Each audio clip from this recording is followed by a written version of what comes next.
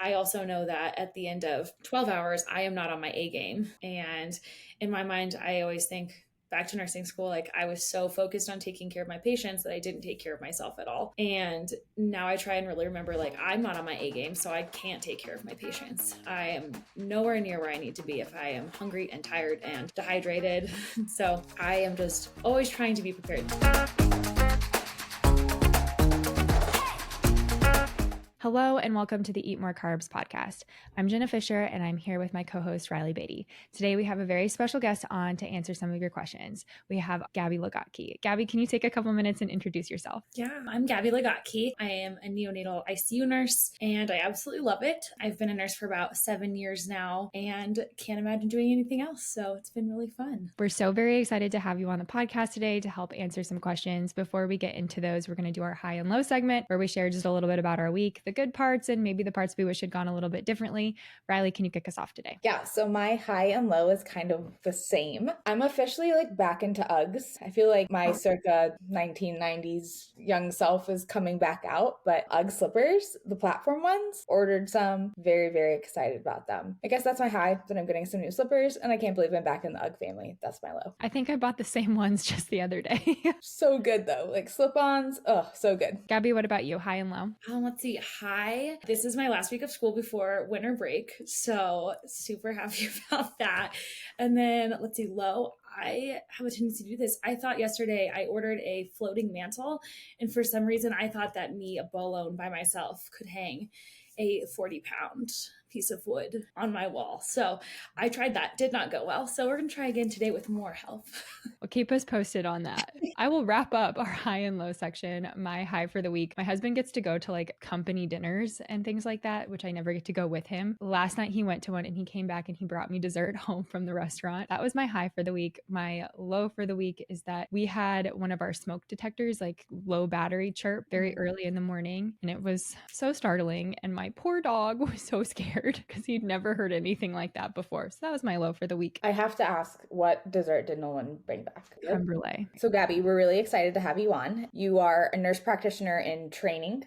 I am. I just started in August. Oh my gosh. Thanks for making time with your busy schedule, working full-time and being a full-time student. So we're really excited to have you on. Jenna's going to kick off our questions for today. Can you tell us a little bit about how you got into nursing and talk about some of your experiences as a nurse? Yeah, definitely. So I feel like it's getting more popular to do nursing school this way, but I went to CSU first and got a degree, graduated, and was like, now what do I do with my life? So I went back and got my CNA license and decided to work in a lock-secured Alzheimer's unit. It was my first ever experience with any form of healthcare. That's when I really learned I wanted to do it. I loved working with people. I really enjoyed the part of that where I could be the person they knew actually cared more than just take your Tylenol. That's why I went into nursing. I really wanted to do that. So I decided, it's kind of how I apply for schools. I literally applied in November, got in December, and moved to Omaha in January. So I packed up the car, drove to Omaha, and started a 15-month accelerated program, which I think is what a lot of people are doing now. It's 60 hours a week program. I was so busy taking care of nursing school and taking care of grades, I just stopped taking care of myself. Because during undergrad, the first time I, had plenty of time, and this time it was 60 hours a week, and then studying. Got my first job in Omaha. I was extremely fortunate. The first job I had was so welcoming and really takes their new grads under a wing, and it was really great. I have a lot of nurse practitioner friends that I still talk to there, and a lot of my close nurse friends are still living in Omaha working there. So I enjoy that place a lot. Then I decided to move closer to home. I wanted to be closer to family. So I moved to Denver and I started working in a level 4 NICU. That was a learning curve. I think I cried every day of orientation. But by the end of that orientation, I loved that job. I worked in Denver for another year and a half. I moved even closer to my family and moved back to Fort Collins and started in a NICU here. And my favorite preceptor, her name is Dina. She's wonderful. She, on day 3 of starting there, said, "Kid, you found your people." She is not wrong. It's very similar to my Omaha unit. It's very welcoming. People are just excited to have you start. So after 6 months of being there, I thought, why not apply for a charge position? So I took on the charge nurse role. Mainly at that point, just wanted to go to all the deliveries. We go to those deliveries, but that's my night-to-night job, is I get to go to all these deliveries and see these babies born, and it's really fun. When I started in Fort Collins, the nurse practitioners are phenomenal. I have been so fortunate to work with them. They really are the ones who encouraged and pushed me to apply for school. school, I decided to apply and went back to school in August. So I'm working on my master's to become neonatal nurse practitioner. So I will still work in the NICU. I still remember when Reilly and I were going through the internship and I really wanted to be a neonatal dietitian, and I would reach out to you and kind of ask you questions and talk to you about it. I remember when you would text me, because I had started in my first unit where I didn't really see all the components of the NICU. And so you were like, I want to be a neonatal dietitian. I was like, what do you mean? And then as I continued, I'm like, oh, that is a heavy job. There is a lot that goes into that. I would love, Gabby, for you to kind of maybe explain like what the NICU is, like what does neonatal like nursing look like, or neonatal nutrition. We have a lot of like listeners who are athletes and other individuals, so they might not be super familiar with some of those acronyms. So I'd love if you could explain some of those. For sure. I definitely go on autopilot and forget those are not common words. Even in front of my family, they're like, back up to the very beginning. I have no idea what you just said.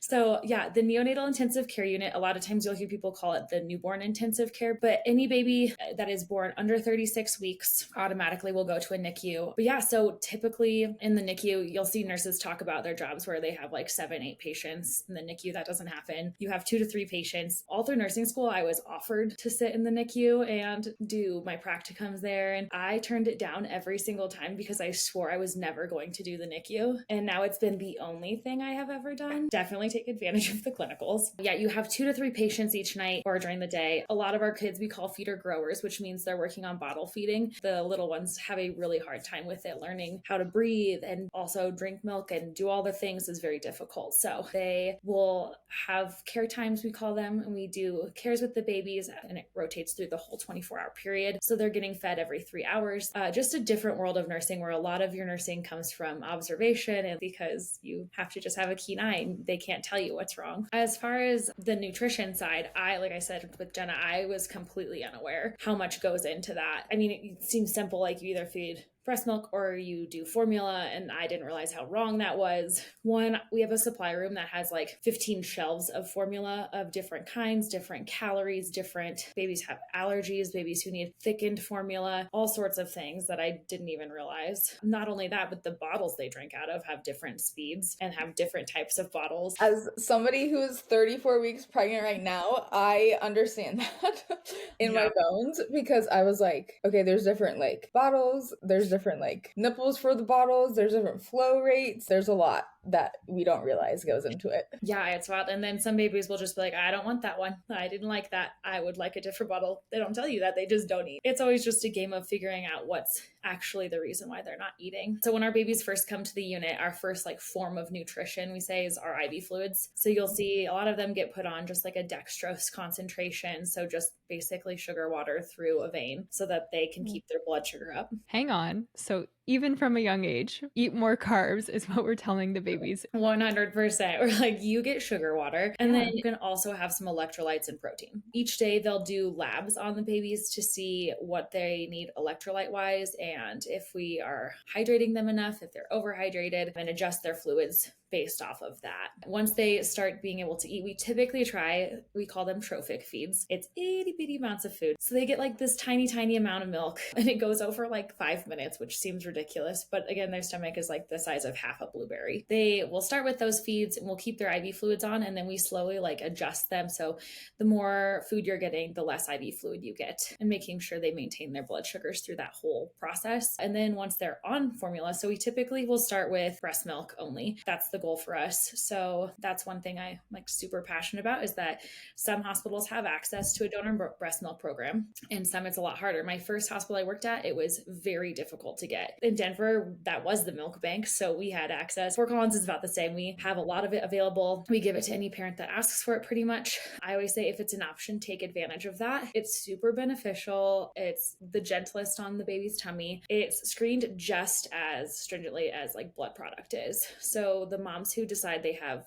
too much milk or they can donate milk will come in, and they have to go through so many different tests and questionnaires and all these things to be approved to donate milk. And then that milk is still filtered and processed and made sure that it's safe. So a lot of parents will come in and be very concerned with that. And it's very safe. It's no different than if you were to get a blood transfusion in the hospital. I always say, if you have the option, take it, because it's the best for your baby. I would love to hear like resources too, or maybe, and we can link it below, that people could donate breast milk through, if there's organizations or things like that, because because I think that would be really helpful to a lot of people. Definitely. Yeah. So if you are one of the lucky ones that have a surplus of breast milk and would like to donate it, if you go to your local hospital that has a NICU, so like you can go to these hospitals and they will have those resources for you, just dependent on your location, that they can tell you how to get in touch with the local milk bank so that you can donate and go through the testing and fill out all the paperwork so that you can see if you are a candidate to do so and then complete that process. We will leave as many resources for that in the podcast descriptions. One of the things that you keep kind of coming back to is how individualized it is for even infants when it comes to their nutrition. So how much of that do you kind of see like in the NICU as far as like that very individualized approach to nutrition and just overall like care? Yeah. If you work night shift, you don't see the rounds that happen in the daytime. So if you're there during the day, you see these rounds, the entire health team, and the amount of time that they spend just talking about the nutrition of the babies is wild. It takes up more than you would ever expect. We use something called human milk fortifier. So it's made from breast milk. It adds calories to the milk. We can add that up to like regular breast milk has 20 calories. That's what we go with, we assume, because that is the most typical. We can add 2, 4, 6, 8. It gets a little bit milkshaky at that point. So, but yeah, we can add calories for that. We also will use formula powders, but that's closer when we're going home, just because you're not going to have access to that HMF. Even though I did actually see the other day, you can order it online. It's just ridiculously expensive. We can also add liquid protein to their food, which it is awful.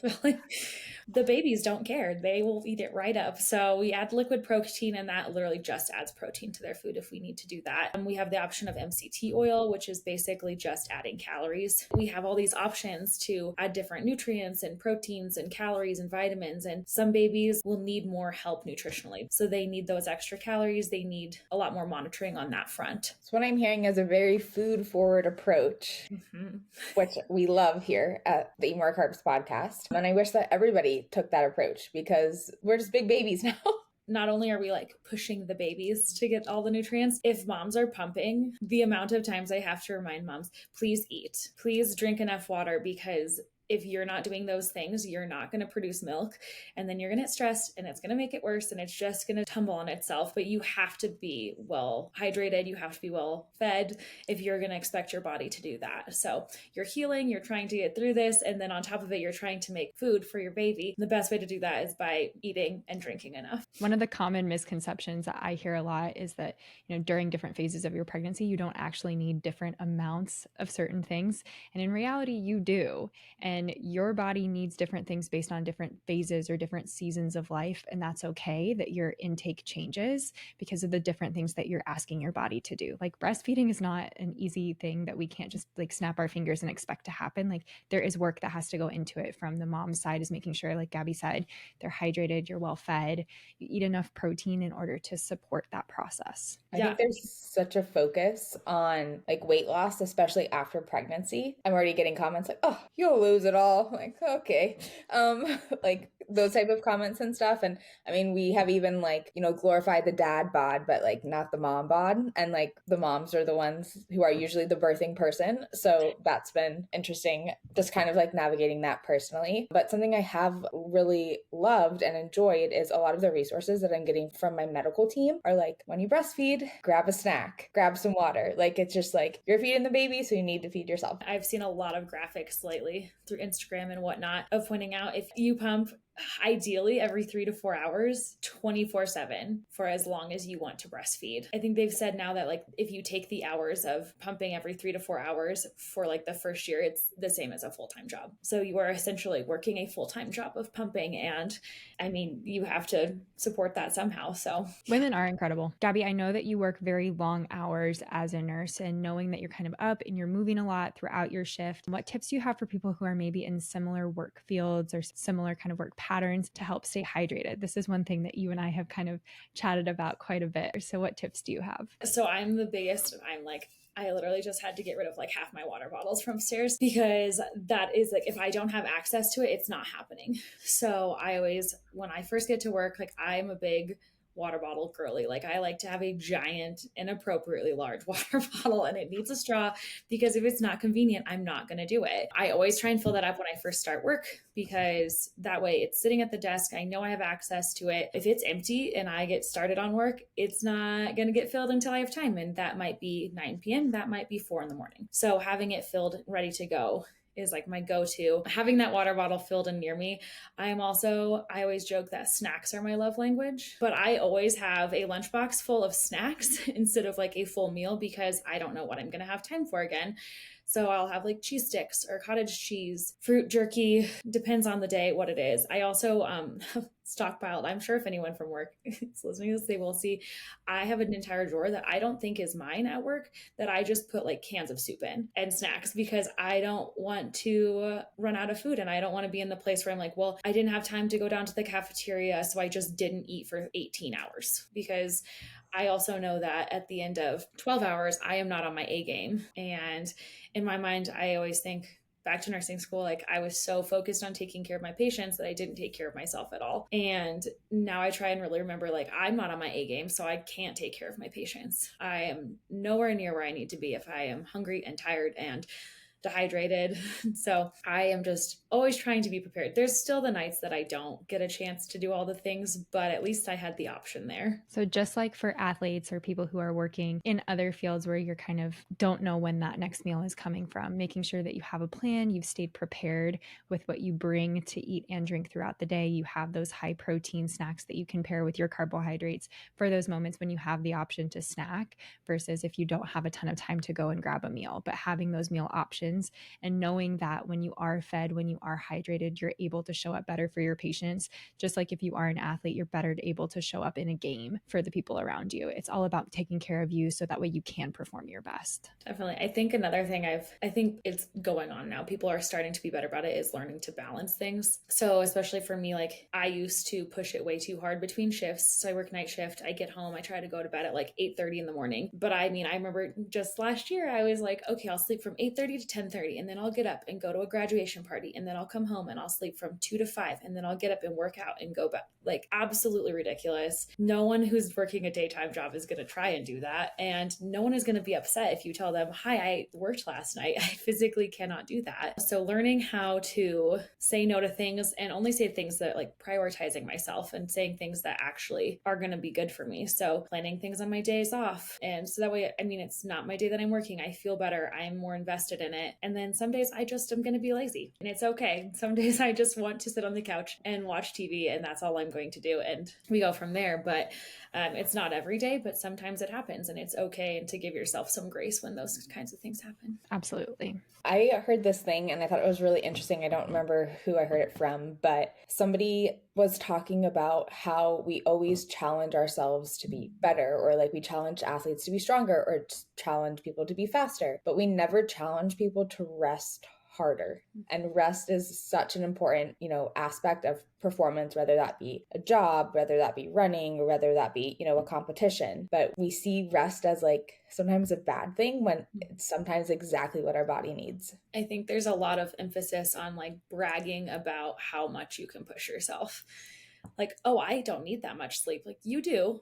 Your body is depleted, and sometime it's going to catch up. But there's this big emphasis on being able to do all the things and be able to, that's a pride thing that we have. And once you learn it's not that important, suddenly you sleep a lot better.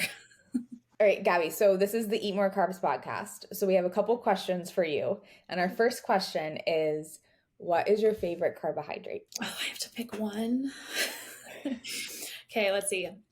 If I am on the go, I get made fun of for eating too many apples already, but that is like my favorite. And I am an absolute snob when it comes to apples. Like, I'm not going to eat a gala apple. I'm sorry. It's going to be Honeycrisp. So I will be a brat about it. If I get to like sit down and eat a meal, I'm 100% there's going to be pasta involved. That is my favorite. Is there a specific type of pasta, like a certain noodle shape or a sauce, or is it just pasta? It's funny for how picky I am with apples, how much I don't care what form the pasta comes in.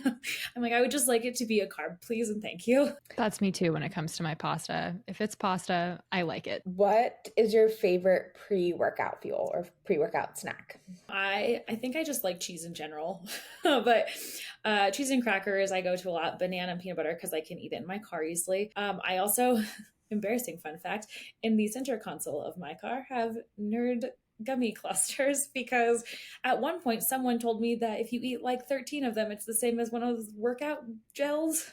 I don't know if that's true, but I think they're delicious. So if I'm headed to Orange Theory, I'm like, oh shoot, I didn't bring a snack. I will just reach into the center console and get myself some nerd clusters. It's probably true, actually. It's probably true. It's all the same. All the pre-workout stuff. It's all simple carbs. Like, it's just sugar. That's what your body needs when you're about to go train. What's your favorite post-workout snack?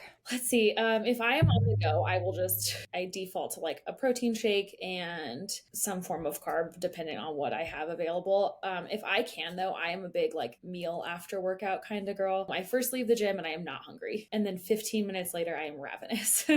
So if I can sit down and eat an actual meal at that point, that is my favorite go-to. And it's probably going to be pasta. And then our last question is not related to food at all, but we really like shoes. Obviously, my high was, Uggs. And Jenna is looking for a pair of running shoes still. So, what is your favorite pair of kicks? I have just recently decided that I like tennis shoes a lot. I am really obsessed. I have some On Cloud Flyers, and then I just got some Nike Air Max, which I think I was just buying to be cute, but I end up wearing them to weightlift all the time now. So yeah, those are my two go-to right now. We love a good shoe wreck. Gabbi, thank you so much for being our guest today on the Eat More Carbs podcast. We've so enjoyed you answering some questions all about nursing. When it comes to feeding, remember that nutrition is extremely individualized, and finding what works best for you and making sure that you tolerate and it fits your goals is one of the most important things when it comes to nutrition. For anyone who has questions related to nursing or anything nursing related,